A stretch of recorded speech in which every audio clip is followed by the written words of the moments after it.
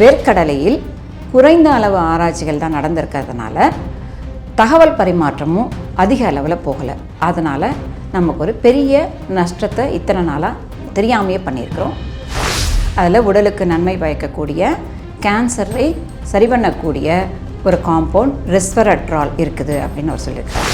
திராட்சையோடைய கொடியில் இருக்குது, இலையில் இருக்குது, புதுசாக முளைச்சி வர செடியில் இருக்குது. திராட்சையே மொத்தமாக அது ரெஸ்வெராட்ராலை தனக்குள்ளே வச்சிட்ருக்கு.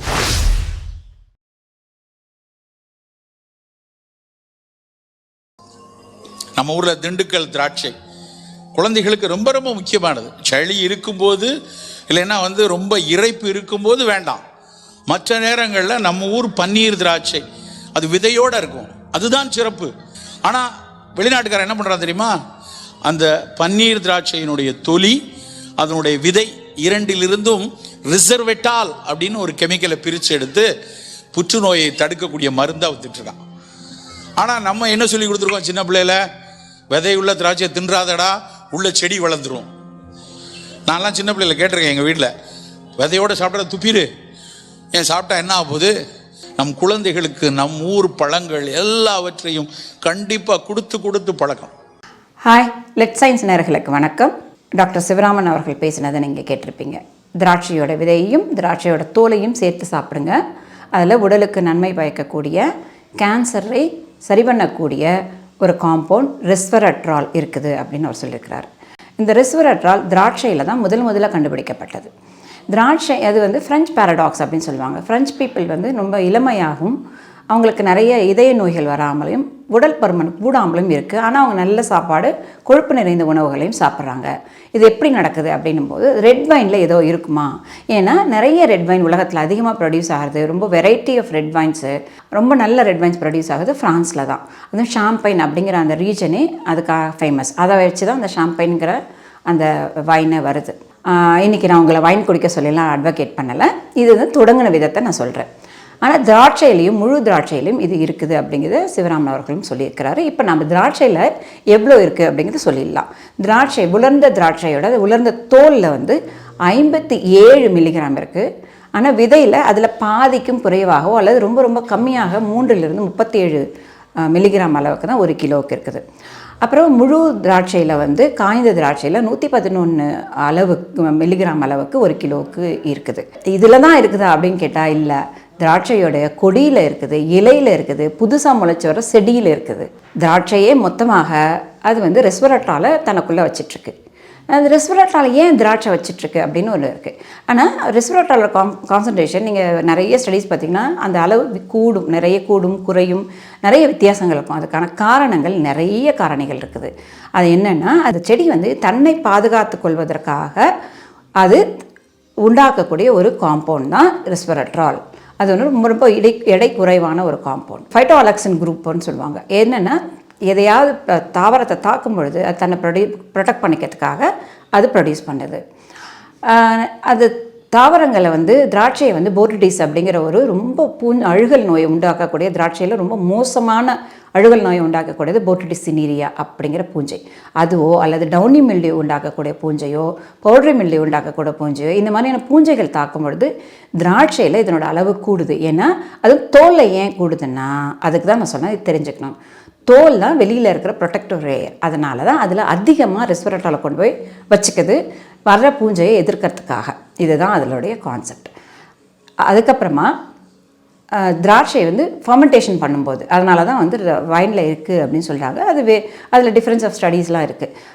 அதை தவிர யூவி ரேடியேஷன், சன்லைட், இப்படி எந்த ஃபேக்டரை செடியை தாக்கினாலும் அது உடனடியாக ரெஸ்வெராட்ராலை ப்ரொடியூஸ் பண்ணுது.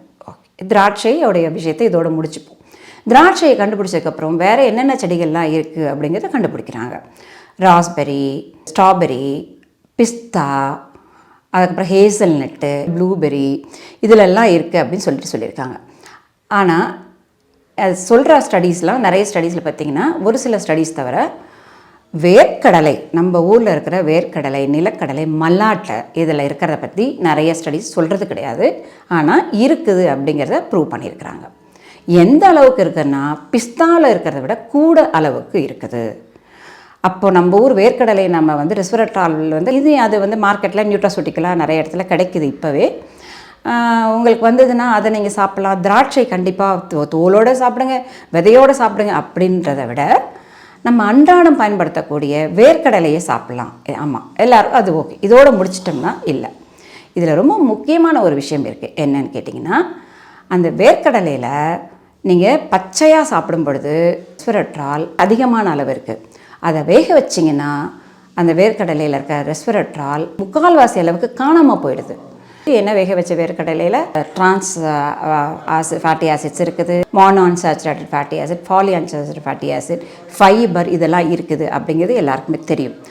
ஆனால் ரெஸ்வரட்ரால் இருக்குது அப்படிங்கிறது நிறைய பேர் தெரியாது, சொல்கிறதும் கிடையாது. இங்கே இன்னொரு முக்கியமான ஒரு ஸ்டடி இதில் வந்திருக்குது. ரொம்ப நாளாக தெரியும் வேர்க்கடலையில் இருக்குது, தோலில் தான் நிறைய இருக்குதுன்னு. ரொம்ப முக்கியமாக ரொம்ப ரீசெண்டாக ஒரு ஸ்டடி இக்ரிசாட் அப்படின்னு ஹைதராபாத்தில் ஒரு ஸ்டடி சென்டர் இருக்குது. அது வந்து ஏரிட், அதாவது காய்ந்த நிலப்பரப்புக்கான பயிர்களை பற்றி ஆராய்ச்சி செய்கிற ஒரு சென்டர். நம்மளோட நிலம் வந்து 3/4 காஞ்ச நிலம் தான். அதனால தான் வேர்க்கடலை அதில் வருது. அது மானாவாரி பயிராகவும் நம்ம வந்து பயிரிட்டுருக்கோம். இதில் வந்து நிறைய ஸ்ட்ரெஸ் ஃபேக்டர்ஸ், அதாவது காஞ்சி போகிற நேரத்தில் கூட அதில் வந்து ரெஸ்வரட்ரால் அதிகமாக ப்ரொடியூஸ் ஆகும். வேர்க்கடலையில் 20 வெரைட்டி, உலகம் முழுக்க இருக்கிற வேர்க்கடலையை அங்கே பயிரிட்டு டெஸ்ட் பண்ணுறாங்க. 20 வெரைட்டி டெஸ்ட் பண்ணதில் 52லேருந்து 400 சொச்சம் அளவுக்கு ரெஸ்வரட்ரால் இருக்கிறதா வெரைட்டியில் கண்டுபிடிச்சிருக்காங்க. சரி, அப்போ பச்சையெல்லாம் வேர்க்கடலை சாப்பிடணுமானா இல்லை. நீங்கள் வறுத்து சாப்பிட்லாம், சட்னி அரைச்சி சாப்பிட்லாம். வறுத்து சாப்பிடும் பொழுது ஒரு 25% அளவுக்கு தான் வேர்க்கடலையில் ரெஸ்வரட்ரால் காணாமல் போகுது. சரி, ஏன்னா நம்ம பச்சையாக அவ்வளோ சாப்பிட முடியாது இல்லையா, அதனால் அப்படி சாப்பிட்டுக்கலாம். நீங்கள் வந்து இப்போ வேர்க்கடலையை வறுத்துட்டு தோல் நீக்கினீங்கன்னா பாதிக்கு பாதி ரெஸ்வரட்ரால் காணாமல் போகுது. அதாவது ஒரு வேர்க்கடலையில் இருக்கிற ரெஸ்வரட்ராலில் பாதி அளவு அதனோட தோலில் தான் இருக்குது. இந்த ரெஸ்வரட்ரால் வந்து நம்மளுடைய உடலில் இருக்கிற வீக்கங்களை குறைக்குது. கேன்சருக்கான மருந்தான டெஸ்டிங் போயிட்டுருக்குது.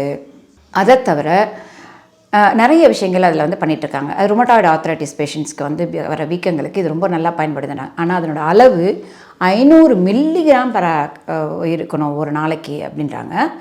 நம்ம பேசிகிட்டு இருக்கிறதெல்லாம் இங்கே மைக்ரோகிராம் அளவில் தான் நம்ம பேசிகிட்ருக்கோம். நம்ம இந்த வீடியோ மூலமாக நீங்கள் வேர்க்கடலையை சாப்பிட்டிங்கன்னா உங்களுக்கு இருக்கிற எல்லா வியாதியும் சரியாயிடும் அப்படின்னு சொல்ல வரலை.